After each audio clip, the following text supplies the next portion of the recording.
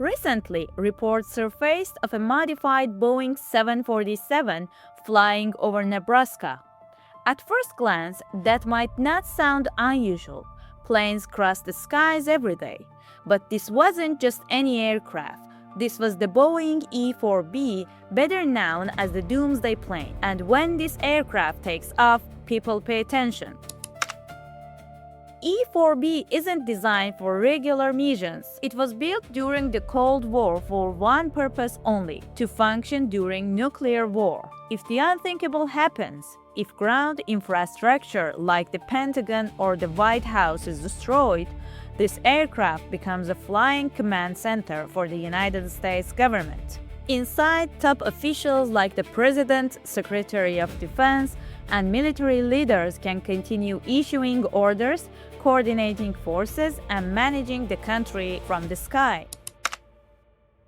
The concept dates back to 1973 during the presidency of Richard Nixon. At the time, U.S. officials asked a critical question: where is the safest place during a nuclear war? After evaluating options on land and finding none reliable, they reached a bold conclusion: the safest place is in the air. They turned to Boeing, requesting a heavily modified 747 that could survive and operate in the harshest conditions imaginable. The result? The E-4B.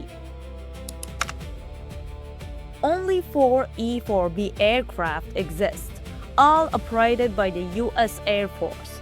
Each one is essentially a mobile Pentagon with extraordinary capabilities. Endurance can stay airborne for long periods with aerial refueling. Capacity supports around 100 plus staff for days or weeks.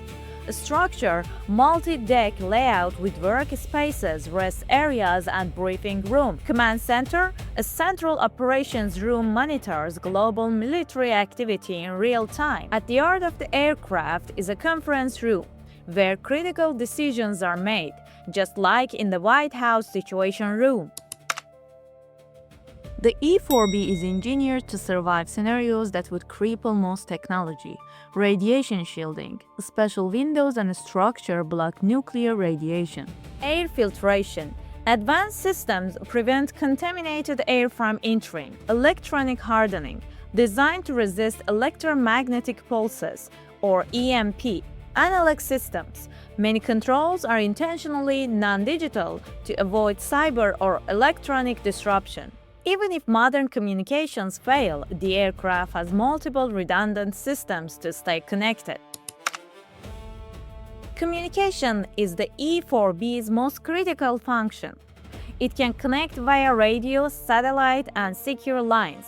A trailing wire antenna, up to 8 kilometers long, can be deployed mid-flight.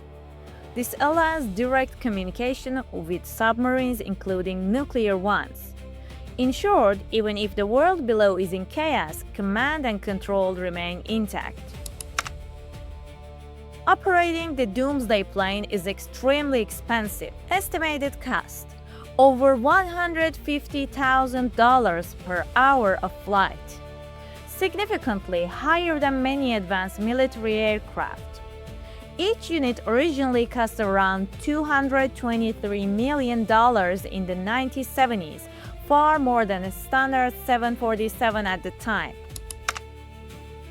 Here's the key point: the E-4B doesn't only fly during nuclear war. These aircraft regularly conduct training and readiness missions to ensure they are always operational. Sometimes high-ranking officials like the Secretary of Defense use them during active military situations. However, one thing raises eyebrows. If the president boards the aircraft in a crisis, it signals something far more serious. The Doomsday Plane represents one of humanity's most sobering realities. We've built systems to survive the worst-case scenario. Experts who understand this aircraft all share the same hope: that it will never be used for its true purpose. Because if it is, it means the world below is already in catastrophe.